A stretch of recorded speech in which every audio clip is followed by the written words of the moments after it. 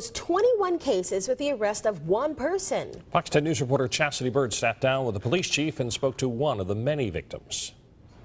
John White's home was one of the many in Midtown that have been broken into in the last month. It was very, very disturbing.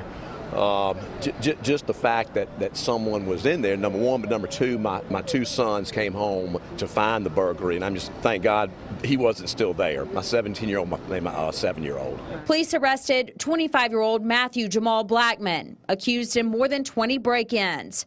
Police Chief James Barber says there could have been many more. He says the trend was noticed by one of his precinct captains in January, and hotspot policing, or zeroing in on a trouble spot, began right after that.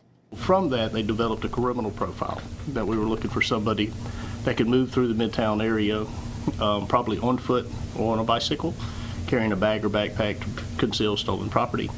They would be hitting between the hours of 8 o'clock and 12 o'clock in the morning. Barber says they also knew the suspect wasn't a juvenile from the way he meticulously broke into the homes.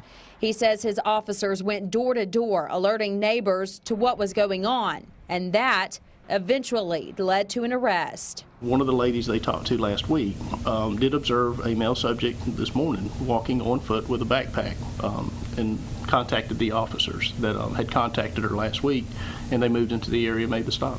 Barber says when they stopped Blackman, he had a large amount of jewelry in his backpack. They also found some when searching his home. Jail records show Blackman was arrested 8 times for burglary last year, convicted on 4 of those cases. He served 6 months of a 5-year sentence. This is exactly the kind of activity that we want to identify and stop. This is exactly the type of individual that we want to see removed from our community. Blackman is charged with 21 counts of burglary, all felonies. Reporting from Mobile, Chastity Bird, Fox 10 News.